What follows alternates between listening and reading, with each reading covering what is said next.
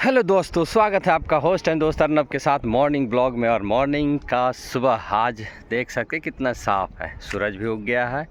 तो आज हम लोग फिर से हर रोज़ की तरह आपसे गपशप के लिए आ चुके हैं। गपशप के लिए टहलते हुए, सैर सपाटा करते हुए आपसे बातें होती हैं और बातें करता रहता हूँ कुछ ख़ास बातों पे। तो आज है 10 मार्च और 10 मार्च की कुछ ख़ास बातों के साथ आपसे जुड़ गया है आपका दोस्त अर्नब। तो जल्दी से वीडियो को लाइक और शेयर कीजिए। अगर यह पेज से देख रहे हैं, प्रोफाइल फेसबुक से देख रहे हैं तो फेसबुक पे प्लीज़ पेज को फॉलो कीजिए। अगर यूट्यूब से देख रहे हैं तो यूट्यूब चैनल को सब्सक्राइब कीजिए। तो चलिए, आज है 10 मार्च और 10 मार्च की कुछ खास बातों के साथ आपसे जुड़ गया आपका होस्ट एंड दोस्त। तो आइए, आपका फिर से स्वागत करते हैं इस मॉर्निंग ब्लॉग में।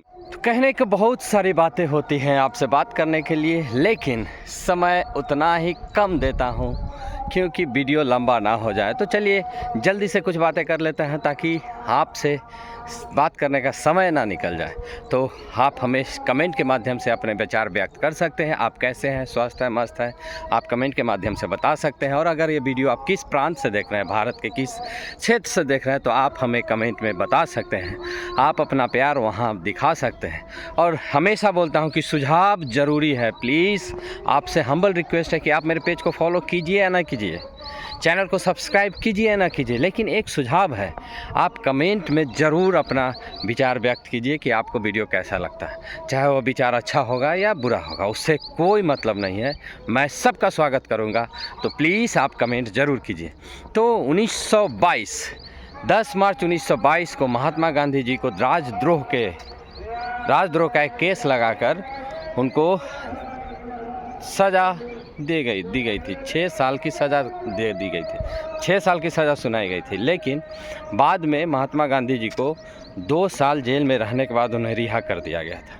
यह उन पे राजद्रोह का मुकदमा दर्ज हुआ था। राजद्रोह के मुकदमा में उनको 6 साल की सज़ा सुनाई गई थी, लेकिन उसमें मात्र 2 साल ही उनको सज़ा हुआ था। तो 10 मार्च 1922 के दिन उनको सज़ा सुनाया गया था। 10 मार्च 1876, हम जिस मोबाइल से आज आपसे बात कर रहे हैं, जिस मोबाइल से वीडियो शूट कर रहे हैं, जिस मोबाइल से अपने दूर में बसते हमारे दोस्त, मित्र, भाई, बंधु, संबंधी, सगी साथी, जिनसे हम हर रोज़ बातें करते हैं, चिट चैट करते हैं, गपशप करते हैं, चाहे हम अपना वीडियो आपसे शेयर करते हैं, तो यह माध्यम, बात करने का माध्यम, एक दूसरे से दूर बसे हुए एक दूसरे से बात करने का माध्यम 1876 से चालू हुई थी। और यह थी 10 मार्च 1876, जब अलेक्जेंडर ग्राहम बेल ने टेलीफोन की शुरुआत की थी और उसने पहला कॉल अपने मित्र को लगाया था। और जानते हैं क्या बोला था? हेलो, मैं अलेक्जेंडर बेल हूँ। तो उन्होंने अपना मित्र से पहले बात की थी कि सुनो, मैं अलेक्जेंडर बेल हूँ। तो 10 मार्च 1876 को पहला टेलीफोन हमारे बीच आया था, और जिसका आज अपडेटेड वर्जन मोबाइल है।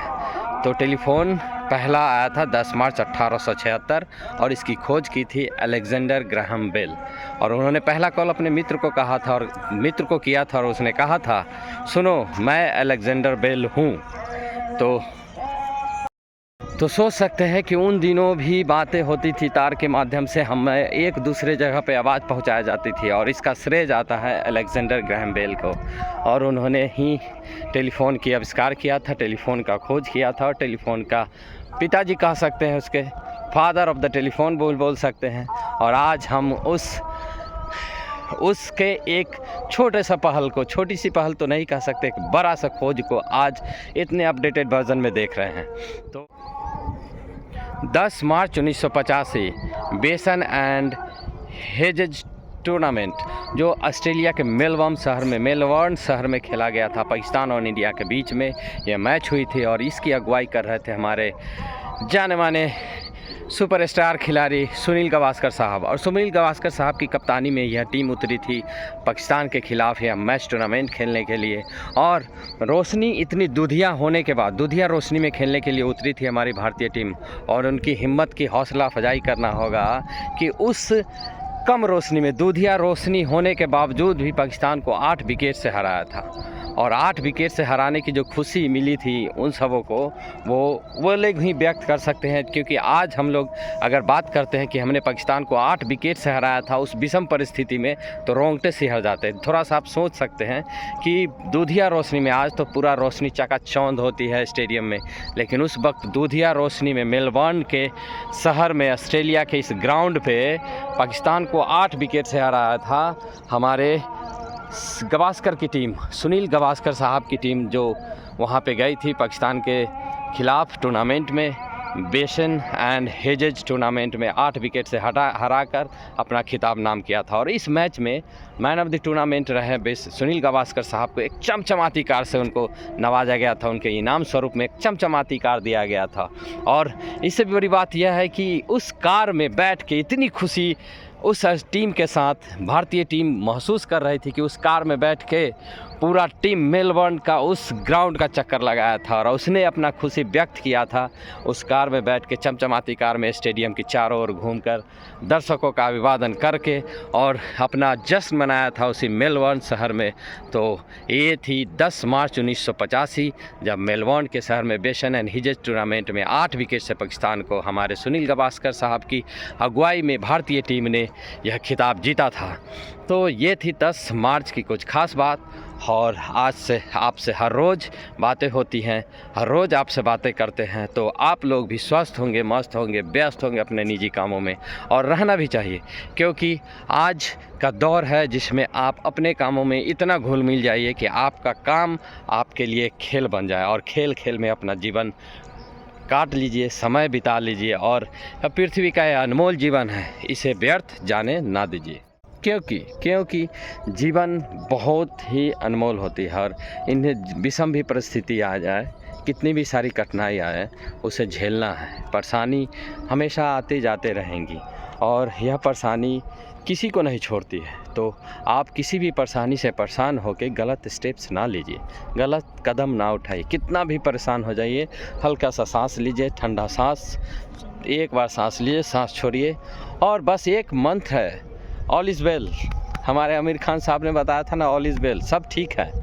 अरे कोई कितना याद रखेगा कि हमने क्या किया, मेरे साथ क्या परिस्थिति है, आज है कल ठीक हो जाएगा।